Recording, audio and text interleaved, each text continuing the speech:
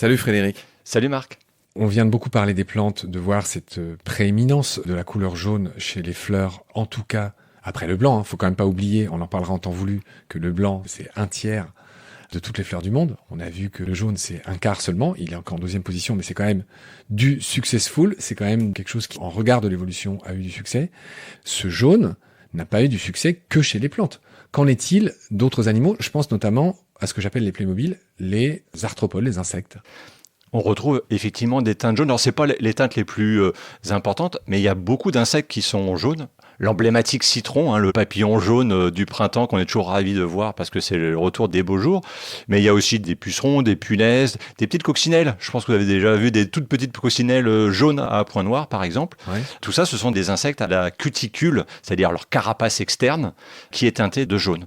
Alors, là, on rentre dans tout un tas de différentes familles de molécules et je ne vais pas les lister en tant que telles, mais en fait, il y a une grande diversité de façons de produire du jaune chez les invertébrés et chez les insectes en particulier. Et le point que je voudrais juste mentionner, c'est qu'ils ne sont pas juste jaunes. Ces pigments, souvent, ils ont d'autres fonctions. Je vais en citer quelques-unes. C'est un cofacteur enzymatique, c'est-à-dire que dans le métabolisme, on a des enzymes qui interviennent pour fabriquer des protéines. Et bien, ces pigments, ils aident à cette transformation et cette fabrication des protéines. Ce sont aussi des facteurs de croissance, des régulateurs du cycle circadien, c'est-à-dire que le rapport jour-nuit dont on a parlé dans un autre épisode, ce sont aussi ces pigments jaunes qui interviennent. On a d'autres façons de faire du jaune, c'est à partir de mélanine. C'est assez amusant parce que la mélanine, on va le voir, c'est le pigment par essence noir. Mais quand il est très faiblement abondant, ça produit du jaune. Et il se trouve que cette mélanine chez les insectes, elle a des rôles assez variés, notamment un rôle de cicatrisation chez l'insecte. Ça permet aussi d'encapsuler les agresseurs, c'est-à-dire que le pigment vient s'accumuler autour d'un agresseur et finalement débarrasser l'insecte de cet agresseur, un petit peu comme nos anticorps. Tous ces pigments, chez les insectes, ont d'autres fonctions. Autrement dit, c'est probablement un détournement de la fonction première. On peut penser que ces pigments avaient une action métabolique, physiologique pour les insectes, et à un moment donné, parce qu'ils étaient colorés, ça permettait aux insectes d'avoir une deuxième fonction. Fred, il y a un mot-clé important sur lequel j'aimerais qu'on revienne. Tous ces animaux qui fabriquent des couleurs le font dans un organite, une cellule plus exactement, qui s'appelle les chromatophores. Et là, en gros, les porteurs de couleurs, c'est ça que veut dire chromatophore. Pour le cas de la couleur jaune, tu cites l'exemple des poissons tropicaux.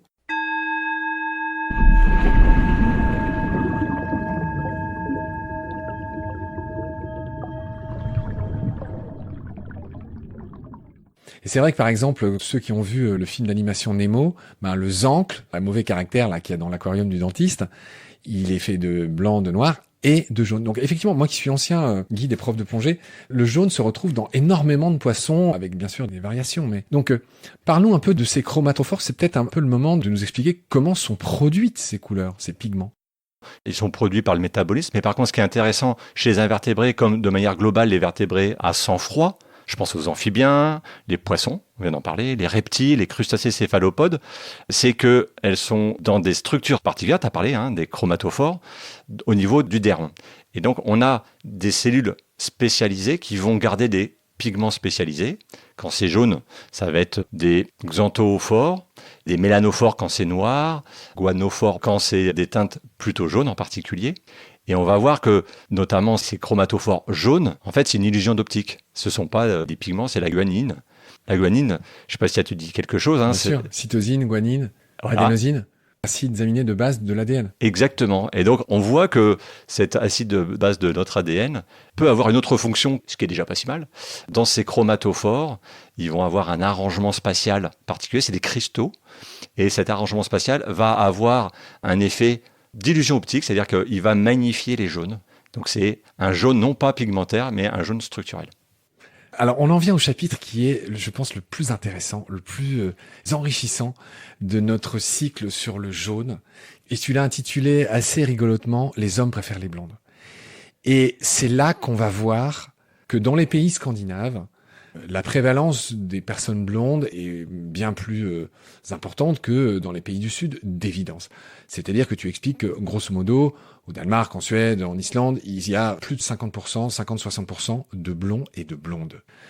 Ensuite, tu expliques dans ton bouquin que, sous nos latitudes, les blonds naturels ont une prévalence de 10% à peu près. Et là, tu relèves le troisième chiffre qui surprend. En France, une femme sur 3 se teint les cheveux en blond. Pourquoi ?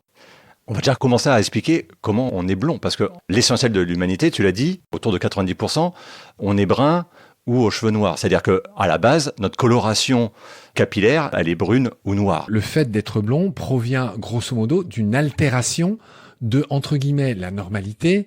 Je parle juste de physiologie. C'est-à-dire que le fait d'être blond provient d'un défaut à la base. Exactement. C'est une modification de la composition de la mélanine de nos cheveux. C'est-à-dire que la couleur de nos cheveux provient de la mélanine.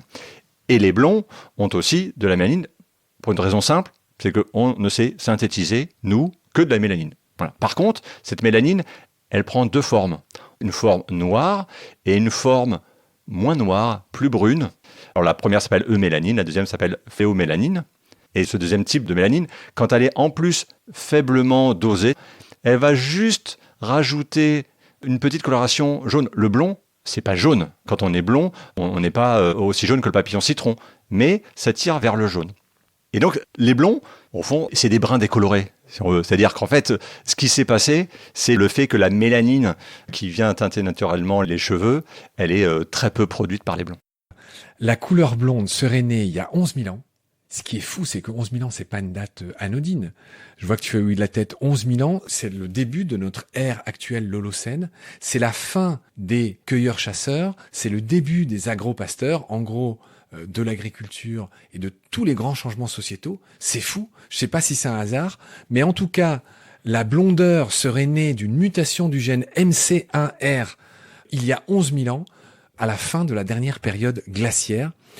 Et il est possible que ce caractère blond ait été apprécié par les populations préhistoriques de l'époque pour sa rareté. On en revient à ce qu'on disait sur le bleu. Et selon l'anthropologue canadien Peter Frost, sa fréquence en Europe pourrait avoir pour origine une sélection sexuelle à l'époque, tiens-toi bien, du Paléolithique. C'est-à-dire de ce que je suis en train de dire, c'est-à-dire de l'âge de pierre. Alors, on ne sait pas exactement. Alors, tu parles de 11 000 ans. Moi, j'ai en tête aussi 20 000 ans. En fait, on essaie de reconstruire à peu près à quel moment ça a apparu, mais tu as parfaitement raison de dire que c'est extrêmement récent dans l'histoire de l'humanité. Homo sapiens, on pense qu'il est apparu à peu près vers 400 000 ans. Donc, 20 000 ans, autant dire que ça faisait déjà très longtemps qu'on se baladait sur Terre. On ne sait pas exactement où c'est passé. Les gens se battent. Ça pourrait être en Sibérie, ça pourrait être au Levant. Et tu as raison également de dire que c'est juste une mutation. Il y a à la base, juste une guanine qui prend la place d'une adénine dans le programme génétique, et ça suffit à dérégler le siam. Donc, il n'y a pas besoin de plein de mutations complexes. En fait, il a suffi d'une mutation pour que apparaissent ces blonds. Alors, tant qu'on y est, on est en plein dans le sujet sur le jaune et le blond, et là, pour le coup, on fait un vrai détour par l'humain. Je trouve ça intéressant, culturellement, en tout cas. Alors, je disais que tout à l'heure qu'en France, c'est des vieux chiffres, mais je pense qu'ils ont peu évolué, il y a 10% de blonds. Surtout dans le nord et l'est de la France, au passage, en Normandie et en Bretagne. Il y a 50%, c'est mon cas, de personnes aux cheveux châtains, du clair au foncé. Il y a 20% de personnes aux cheveux gris. Il y a seulement 2,5% de personnes aux cheveux complètement blancs.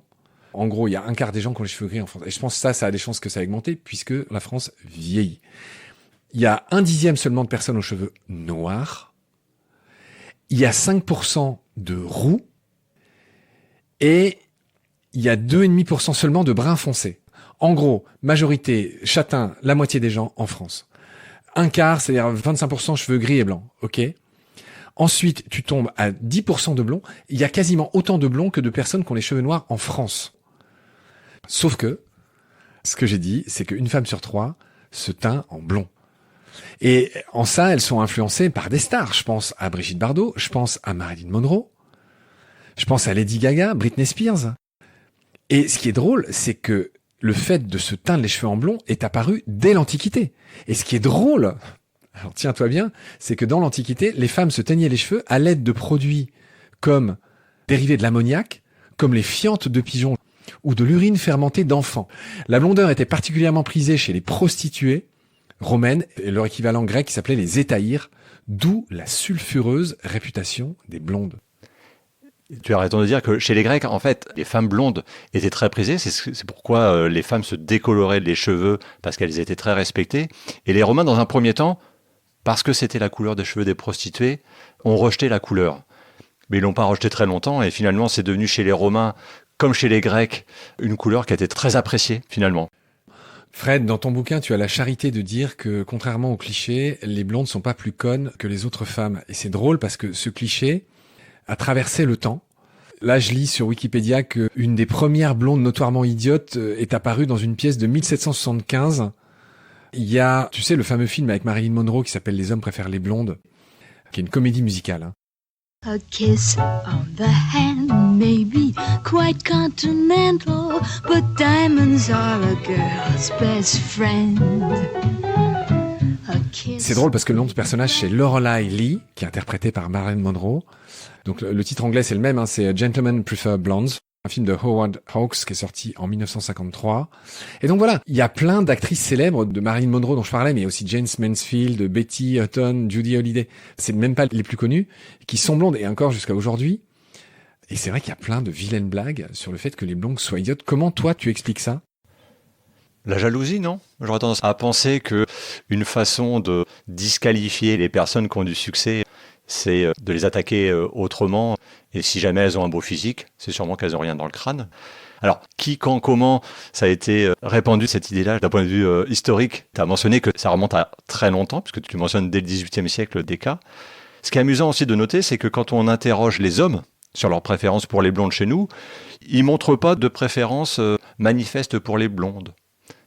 Alors, je ne sais pas si c'est parce qu'en fait, ils disent pas exactement la vérité, ou si finalement, parce que la pression sociale sur cette couleur-là, elle est plutôt dans une compétition intrinsèque, c'est-à-dire entre femmes, plus que pour plaire aux hommes. Mais le fait est que, quand on voit la proportion que représentent les blonds, en particulier en Europe du Nord, alors que c'est une mutation qui est très récente, ça montre que le succès, il a été au rendez-vous très très vite. Dans la symbolique, chez les Québécois, comme tu sais peut-être, ma blonde désigne son amoureuse, sa conjointe, son épouse, la femme qu'on aime, d'après la chanson populaire Auprès de ma blonde. Le blond est aussi la couleur des jeunes enfants. Il y a une idée de pureté, nos chères têtes blondes, tu sais, dans cette expression. Alors chez les nazis, c'est devenu carrément autre chose, un symbole de pureté ethnique. Je passe vite là-dessus. Chez les Romains, les blonds étaient très valorisés et il n'était pas rare que les dieux soient représentés en cheveux blonds. Je vois qu'en anglais, blond, c'est dit pendant tout un temps fair, le même fair de fair play, qui veut aussi dire juste et honnête. Et la blonde, la fameuse blonde Hitchcockienne dont j'ai déjà parlé, qui a été donnée par la culture hollywoodienne, l'actrice blonde, un peu bébête, un peu bimboesque, vie légère, facile, superficialité, bêtise, etc. Finalement, c'est assez récent, ce qu'on vient de dire. Je rebondis juste sur ce que tu disais sur nos chères têtes blondes, les enfants. Parce qu'effectivement, c'est commun chez les adultes qui ont les cheveux bruns, voire brun foncé, d'avoir été d'une blondeur quasi absolue gamin. C'est-à-dire que quand la mutation blonde, elle arrive récemment, mais les têtes blondes, ça fait très longtemps que les enfants ont des têtes blondes. Donc c'est pas tout à fait nouveau. Ce qui était nouveau, c'est que les adultes continuaient à garder cette couleur-là. Alors pourquoi les enfants ont la tête blonde ? C'est parce que leurs mélanocytes, c'est-à-dire leurs cellules qui vont produire la mélanine qui va teinter les cheveux dans la masse, cette chaîne métabolique, elle se met pas en place tout de suite. Donc c'est pour ça que les enfants, quand ils ont leurs premiers cheveux, ils ont souvent des cheveux blonds. C'est pas le cas tout le temps, mais ils ont souvent des cheveux blonds. Et puis tu remarqueras qu'il n'est pas rare non plus qu'ils aient des yeux un peu clairs ou des yeux bleus, enfants, alors que leurs yeux se foncent pour les mêmes raisons qu'il y a un besoin d'attendre un petit peu pour que le système mature. Fred, là je tombe sur Wikipédia, je regarde ce qu'il raconte sur la blondeur, qu'il y a un sondage qui a été fait dans les années 2010. Les rapports entre la blondeur et la politique a fait l'objet de plusieurs études et de plusieurs publications. Le magazine Cosette a révélé en 2010 que, globalement, les blondes sont beaucoup plus nombreuses à droite qu'à gauche. Et c'est vrai, quand on y pense, Marine Le Pen, elle est blonde. Marion Maréchal Le Pen est aussi blonde. La célèbre Nadine Morano, j'ai honte, je crois qu'elle vient de ma région. Si on sort un peu de la France, la célèbre Giorgia Meloni, qui est plutôt bien faite de sa personne, elle est blonde, et je pense que c'est pas étranger à son succès. Bonjour à tous. Je suis Giorgia Meloni, j'ai 45 ans, et je suis la présidente de Fratelli d'Italia, le parti politique des conservateurs italiens. Qu'en penses-tu ? La question subsidiaire, c'est dans quelle mesure ce sont des vraies blondes ou justement elles font partie du tiers qui au moins se colore partiellement les cheveux en blond. Pour être complet, tu expliques que dans les pays où on les attend pas, il y a beaucoup de blonds. Tu dis qu'au Vanuatu, Les blonds représentent une fraction importante de la population, 5 à 10%. C'est pas beaucoup, mais forcément des noirs qui ont les cheveux blonds, et en plus quand c'est naturel, c'est rigolo. C'est même complètement bizarre. Et alors là, ce qui est amusant, c'est que c'est une autre mutation qui n'est pas au même endroit qui a eu lieu et qui explique cette coloration. Là, en l'occurrence, il y a un gène qui a un super nom qui s'appelle TYR-L, qui régule la production de mélanine dans les mélanocytes, dont les cellules qui produisent la mélanine, qui sont touchées. Et puis, la proportion, elle est jamais très importante, elle est jamais à 100%, pour une raison aussi assez simple, c'est que ces mutations-là sont récessives. C'est-à-dire que il faut avoir les 2 copies. Si jamais on n'a pas les 2 copies d'un gène blond, on n'est pas blond soi-même. C'est-à-dire que ça va être l'autre gène que l'on reçoit soit de sa mère, soit de son père, qui va prendre le dessus. Notre digression sur les blonds serait pas complète si on s'attaquait pas à ce que racontent les études sur le fait que les hommes préfèrent les blondes, qui est le fameux titre du film de 1953 avec Marilyn Monroe, là, de Howard Hawks. Donc, est-ce que les hommes préfèrent vraiment les blondes? Alors, je vois que, de manière générale, selon les études, les femmes interrogées estiment que les hommes préfèrent les blondes dans 83% des cas, puis les brunes ou les châtains dans seulement 10% des cas, et enfin les rousses dans 7% des cas. Quasiment la moitié des hommes déclarent que les femmes les plus belles ont les cheveux châtains. Blonds, alors je vais être plus exact, 45%, cheveux châtains ou bruns. Blonds, on tombe à 38%, rousses 18%. Ce qui est fou, mon cher Fred, c'est que les femmes et les hommes ne se racontent pas les mêmes choses. Les femmes exagèrent, c'est quand même un truc de dingue. Il y a que les femmes qui croient que les hommes préfèrent vraiment les blondes. Ce n'est pas le cas. Alors en tout cas, là où elles ont probablement pas tort, c'est que lorsqu'on regarde le succès qu'ont eu les blondes au moment de l'apparition de cette coloration dans les pays du Nord, c'est quand même qu'il s'est passé quelque chose, c'est que c'était pas juste anodin de devenir blond dans ces populations-là. Mais après, ce qu'on oublie souvent, c'est que la compétition sexuelle, elle s'exerce pas que entre sexes.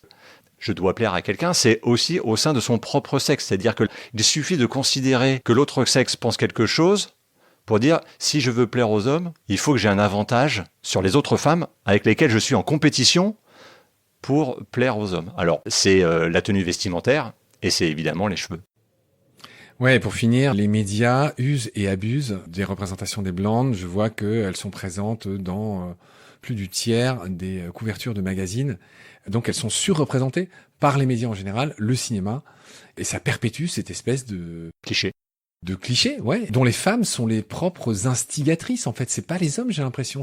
C'est ça qui est fou. Effectivement, on a l'impression que c'est un système qui est essentiellement piloté, comme tu dis, par une pression sociale, par une pression médiatique, mais qui semble ne pas avoir de très forts fondements dans la préférence masculine. Il y a une autre actrice célèbre, qui est justement de ces starlettes blondes, qui s'appelait Jean Harlow.